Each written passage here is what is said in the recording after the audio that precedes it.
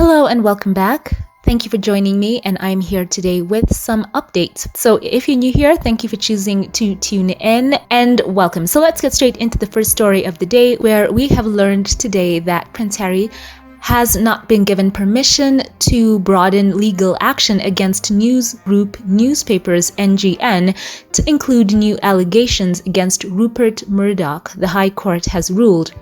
On Tuesday, Mr. Justice Fancourt said that the claims about Mr. Murdoch alleged knowledge of unlawful activity at the group added, quote, nothing material, in quotes, to the case.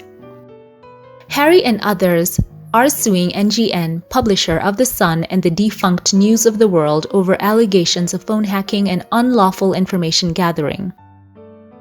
A spokesman for NGN, which denied the allegations, said the court had, quote, thoroughly vindicated, end quote, the group's position by refusing permission to introduce, quote, large and significant, end quote, amendments to the case. The Duke of Sussex was further refused permission to push the timeline of the case back to 1994 and 1995 to include allegations involving his late mother, Princess Diana, as the judge said it was too late, in quotes. He was also denied permission to amend the lawsuit to add new allegations that the Sun ordered private investigators to target his then-girlfriend and now wife, Meghan, in 2016. But the Duke was granted permission to alter his case to include allegations the papers had tapped his landline phones and to make further accusations against journalists and private investigators. Earlier this year, lawyers representing a number of claimants suing NGN claimed that Mr. Murdoch knew of the unlawful activity as early as 2004, but turned a blind eye, in quotes, to the allegations while overseeing, quote, a culture of impunity, end quote, at the publisher. In the court documents, a lawyer for the Duke of Sussex argued it could be inferred that Mr. Murdoch was, quote, aware of the nature and extent of NGN's wrongdoing, end quote, by virtue of his dominant position, in quotes, at NGN. But their request to expand the case was denied, with the judge ruling that allegations against trophy targets, in quotes, including Mr. Murdoch, added nothing material, in quotes, to the case. So the judge concluded that the trial was not an inquiry and denied some of the attempts to expand its scope before the hearing of the claims, and is expected to begin in January next year. NGN said, quote, at a hearing in March 2024, the claimants sought to introduce wide-ranging allegations to their pleadings. NGN argued that a number of these were irrelevant to the fair and just determination of claims and had nothing to do with seeking compensation for victims of phone hacking or unlawful information gathering, end quote. Prince Harry and other claimants said, quote, the claimants are pleased that the court has today granted them permission to amend their case in relation to a number of significant issues vigorously opposed by NGN. The expanded case will now be determined at trial in January 2025, end quote. So as we know, the News of the World was shut down in 2011 after widespread allegations of phone hacking. NGN has since settled multiple claims with high-profile figures. So share your thoughts on this first story of the day. Do you think that the judge's decision to deny Prince Harry and others permission to broaden their legal action against NGN and include allegations against Mr. Murdoch was right? Share your thoughts about that in the comment section below. And now on to a feel-good story where we have an exclusive here where the article says that Prince Harry got goosebumps, in quote, over the project supporting veterans and service personnel in Nigeria. So we also have some images here, which we will get into. So the article says Prince Harry has goosebumps. That's because he was shown the design for a groundbreaking new center that takes his worldwide help for veterans to a new level. The tranquil-looking facility, which is proposed for Abuja, Nigeria, will provide a haven of physical and mental rehabilitation for the wounded service personnel, the center's architect and the Nigerian Armed Forces hope. The Duke of Sussex spoke with awe about the proposed center when computer-generated images were shown during a reception held by the Chief of Defense Staff, General Christopher Musa, while Prince Harry and Meghan were visiting Nigeria this month. In his address to the party, where he and Meghan were given gifts of traditional clothing, entertained by dancers, and heard from Nigerian veterans, Harry said service personnel not being defined by their injuries was a growing belief among the wounded. He told the reception, quote, "And that is what the new center you're building is all about. Seeing the plans for the new Invictus Center gives me goosebumps," end quote. Prince Harry added that the Nigerian team had become a welcome addition to his Paralympic-style games. And Harry said they, quote, "represented their service and this country extraordinarily, won medals, and came back with smiles on their faces," end quote. During the 3-day trip, Prince Harry visited a military hospital in Kaduna, meeting dozens of young soldiers who were recovering from injuries. And Harry said, quote, "What this proves to me, what this reminds me of, is the power of seeing what is possible post-injury," end quote. The architect of the new center, which will be a world first for the Invictus organization, Kobina Banning, told people, quote, "This space will be a healing place for veterans," end quote. Kobina Banning met Harry and Meghan and traveled to some of the events with them during their visit to the country earlier this month. And he said, quote, "Nigeria has the largest army in Africa, and with everything that is happening, this will give more hope for those who are serving, as they know that if something was to happen, there is this facility to fall back on. It will help them heal, but also is telling them they are not being left alone," end quote. Banning said that the design for the pioneering institution, in quotes, was inspired by, quote, "the rich architectural heritage of courtyard housing. The facility's design embodies the timeless beauty and functionality of traditional hollow squares, fostering a sense of unity, community, and openness. Here, soldiers embark on a transformative journey of healing, hope, and renewal," end quote.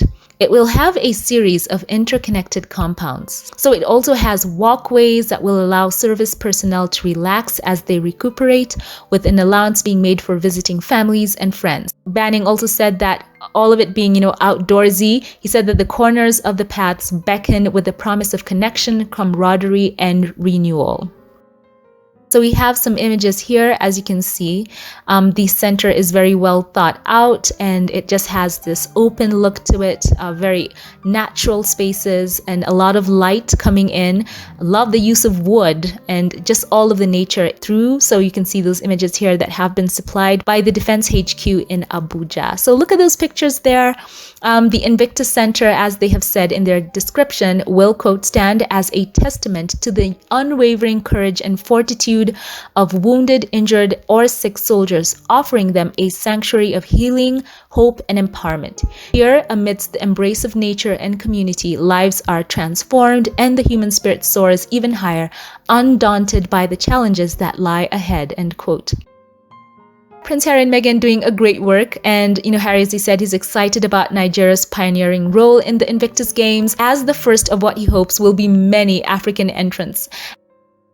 So excited about the game. So I cannot wait to see how many more countries will get involved, not only on the continent, but all over the world as well. As you can see, the fruit that has been born here, as we've got to see these plans for the proposed Invictus Center in Abuja, where there's just so much more going on behind the scenes. There will be actual facilities that will be there to help veterans, heal in Nigeria. So can you imagine this? It really does go beyond the event itself of the Invictus Games, which is fantastic as well, and also the lead up to.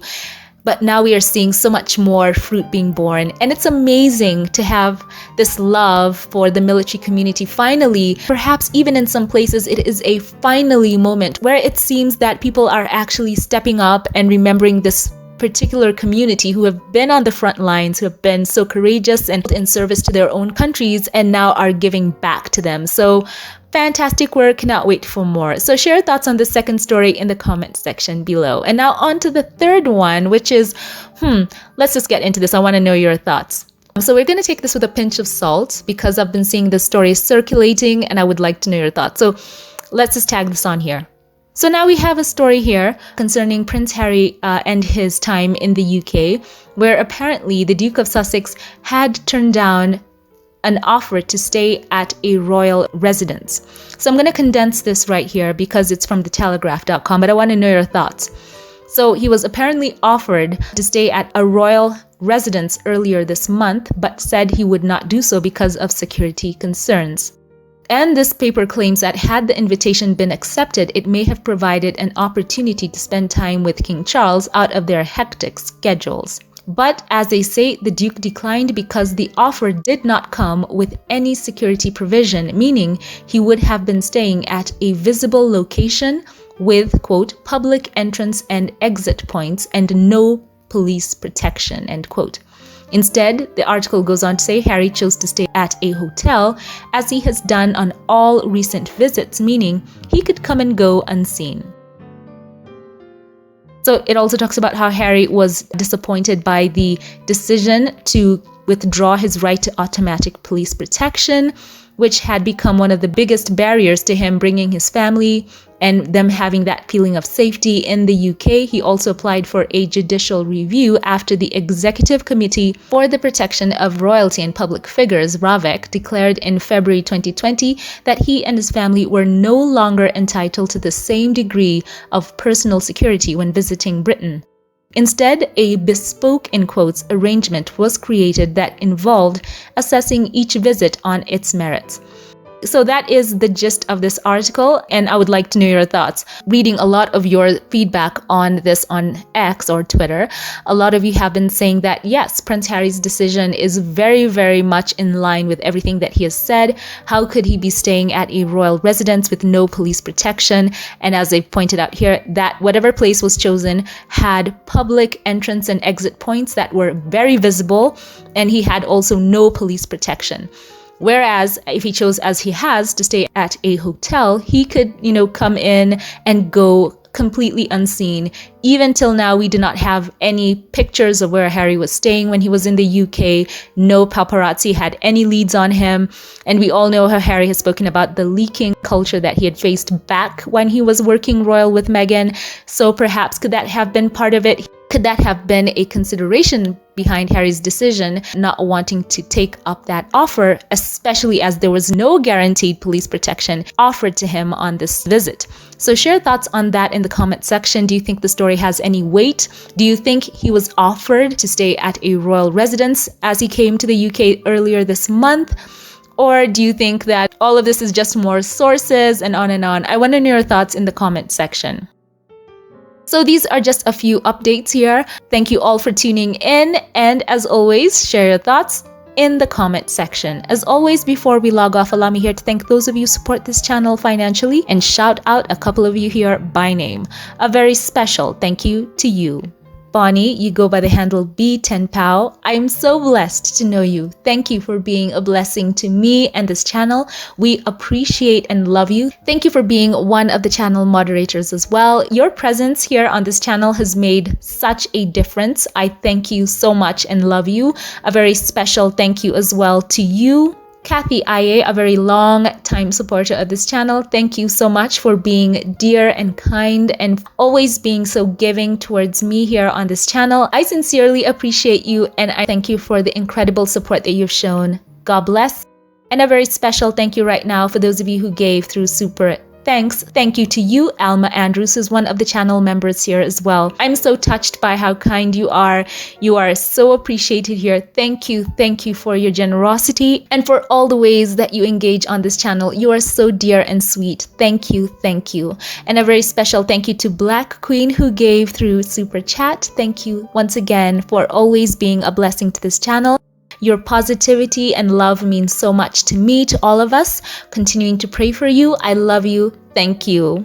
Once again, thank you to all who support this channel financially, and also for those of you who like and comment, thank you. If you liked this one, give it a thumbs up, click that like button and subscribe. I'd love you to be a part of this channel. Also follow on Twitter or X. I'd love to see you on there for more informal posts. Thank you all for watching. Have a great day and share your comments below, and I will catch you in the next one. Have a blessed one.